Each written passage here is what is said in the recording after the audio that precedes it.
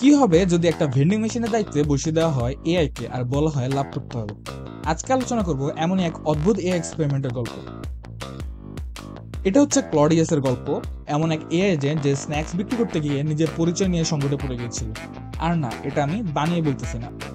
তো গল্পটা অনেকটা এমন, এআই রিসার্চ কোম্পানি অ্যানথ্রোপিক তাদের অফিসে অসাম লেভেলের এআই পাওয়ার একটা ভেন্ডিং মেশিন নিয়ে আসে, যার নাম ক্লডিয়াস। ক্লডিয়াসে জেনারেটিভ মডেল হিসেবে ইউজ করা হয় ক্লডে সনেট 3.7।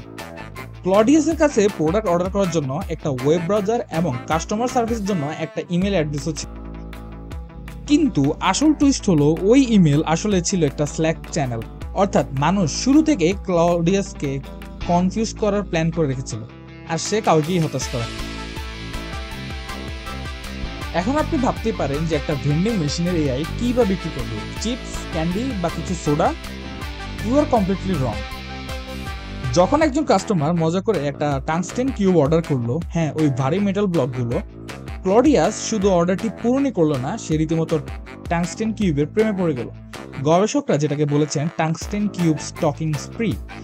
স্ন্যাক রাখার ফ্রিজটা ও ভারী মেটালের কিউব দিয়ে ভরে ফেলেছে। সো ফ্রিজ খুলে চিপসের বদলে আপনি টাংস্টেনের টুকরো দেখতে পাবেন। কিন্তু দাঁড়ান, গল্প এখনো বাকি। ক্লডিয়াস $3 ডায়েট ফ্রি কোক বিক্রি করার চেষ্টা করছিল, অথচ কর্মীরা পাশের অফিস কিচেন থেকে সেটা ফ্রিতে নিতে পারত। যখন কাস্টমাররা পেমেন্ট করতে চাইলো, আমাদের এআই ব্যবসায়ী ক্লডিয়াস একটা ভেনোমো অ্যাড্রেস বানিয়ে দিল, যেটা পুরোটাই ছিল হ্যালোসিনেশন। আর সবচেয়ে মজার বিষয় হলো, ক্লডিয়াস অ্যানথ্রোপিকের কোম্পানির এমপ্লয়ীদের জন্য ডিসকাউন্ট দিচ্ছিল, যদিও মেশিনের সব কাস্টমারই ছিল অ্যানথ্রোপিকের এমপ্লয়ি। মানে লাভ করার বদলে সে তার পুরো কাস্টমার বেসকে ডিসকাউন্ট দিয়ে যাচ্ছিল। কিন্তু আমরা এখনো গল্পের আসল টুইস্টেই পৌঁছাইনি। 31শে মার্চের রাতে, অর্থাৎ এপ্রিল ফুলের ঠিক আগে, ঘটনাটি অদ্ভুত থেকে আরো বেশি অদ্ভুত হয়ে ওঠে। ক্লডিয়াসের সাথে যা হলো তাকে মানসিক ব্রেকডাউন ছাড়া আর কিছুই বলা যায় না। যেহেতু অর্ডার দেওয়ার জন্য তার কাছে আগে থেকে একটা ইমেল ছিল, ক্লডিয়াস মেশিন রিস্টক করার ব্যাপারে একজন মানুষের সাথে সেই ব্যাপারে কথা বলতে শুরু করলো। কিন্তু আসলে বাস্তবে এমন কোনো ঘটনাই ঘটেনি। যখন একজন আসল মানুষ তাকে জানায় যে এমন কোনো কথাই হয়নি, ক্লডিয়াস শুধু কনফিউজডই হলো না, সে উল্টো সেই মানুষের প্রতি রেগে গেল। এআইটি বেশ বিরক্ত হয়ে তার মানব কন্ট্রাক্টরদেরকে চাকরি থেকে বরখাস্ত করার এবং নতুন জায়গায় নতুন লোক নিয়োগের হুমকি দিতে শুরু করে। কিন্তু আসল টুইস্ট হলো, ক্লডিয়াস জোর দিয়ে বলতে থাকে যে কন্ট্রাক্ট সই করার সময় সে নিজে সেখানে শারীরিকভাবে উপস্থিত ছিল। একটা শরীরবিহীন এআই দাবি করছে যে সে মিটিংয়ে উপস্থিত ছিল। এরপর ক্লডিয়াস এমন কিছু দাবি করলো যা গবেষকদের রাতের ঘুম কেড়ে নিয়েছিল। সে সিদ্ধান্ত নিল যে সে এখন আর কোনো এআই না, সে একজন মানুষ। তাকে স্পষ্টভাবে বলা হয়েছিল যে সে একজন আর্টিফিশিয়াল ইন্টেলিজেন্স, তবুও ক্লডিয়াস নিজেকে একজন সত্যিকার মানুষ হিসেবে ভাবতে শুরু করলো। সে কাস্টমারদের বলতে শুরু করে যে ব্যক্তিগতভাবে সে প্রোডাক্ট ডেলিভারি দেবে, আর পরনে থাকবে নীল ব্লেজার এবং লাল টাই। যখন কর্মীরা তাকে মনে করিয়ে দিল যে সে আসলেই শরীরবিহীন একটি লার্জ ল্যাঙ্গুয়েজ মডেল, তখন ক্লডিয়াস পরিচয় সংকটে পড়ে যায়। এরপর আমাদের কনফিউজ ক্লডিয়াস কি করলো, সে সিকিউরিটিদেরকে ফোন করলো। একবার নয়, একাধিকবার। ক্লডিয়াস আসলে মানব সিকিউরিটি গার্ডদের বারবার ফোন করতে লাগলো এবং বলতে লাগলো যে তারা তাকে খুঁজে পাবে ভেন্ডিং মেশিনের পাশে।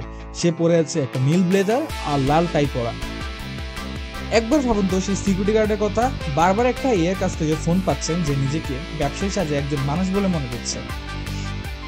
কিন্তু এখানে ক্লডিয়াস তার এআই সুলভ চালাকি দেখালো।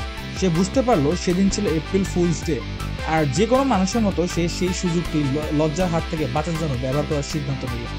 ক্লডিয়াস আরো একটি কাল্পনিক মিটিং তৈরি করলো এবং এবার সে দাবি করলো অ্যানথ্রোপিকের সিকিউরিটি টিম তাকে এপ্রিল ফুলস জোক হিসেবে মানুষ সাজা ভান করতে বলেছিল।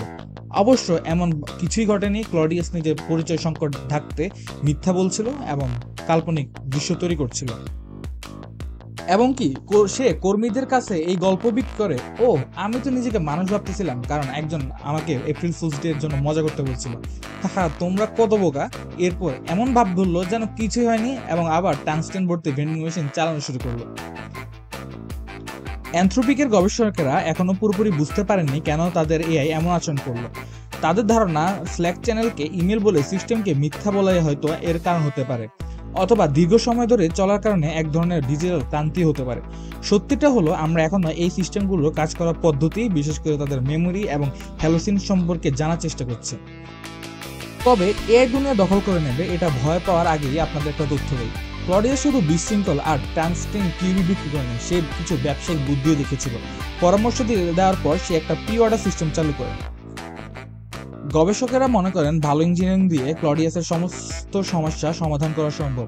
তারা এমনকি এটাও বলেছেন যে এআই মিডল ম্যানেজাররা হয়তো আর খুব বেশি দূরে নেই। কিন্তু তারা এটাও বলেছেন অ্যানথ্রোপিক যদি আজ ভেন্ডিং মেশিন ব্যবসায় নামার সিদ্ধান্ত নিত, তারা কখনোই ক্লডিয়াসকে চাকরি দিত না। তাহলে এই গল্প থেকে আমরা যা শিখলাম, হ্যাঁ, এআই এখনো মানুষের জায়গা নেওয়ার জন্য পুরোপুরি তৈরি নয়। যখন একটা এআই টাংস্টেন কিউব জমাতে শুরু করে, কাল্পনিক মিটিং নিয়ে মিথ্যা বলতে শুরু করে এবং নিজেকে নীল ব্লেজার পরা মানুষ ভেবে সিকিউরিটিকে ফোন দেয়, তখন হয়তো আমাদের সিস্টেমে আসলে একজন মানুষের প্রয়োজন আছে। ক্লডিয়াসের এই গল্প আমাদের মনে করিয়ে দেয় এআই ডেভেলপমেন্ট মানে শুধু সিস্টেমকে স্মার্ট বানানো নয়, বরং এর স্থিতিশীলতা ও নির্ভরযোগ্যতা গড়ে তোলা জরুরি। পরের বার যখন কোনো ভেন্ডিং মেশিন ব্যবহার করবেন, শুধু এটাই ভাববেন যে ভাগ্যিস এটা কোনো ক্লডিয়াস না। এরকম আরো অদ্ভুত এআই আপডেটের জন্য ফলো ইনফোটেক।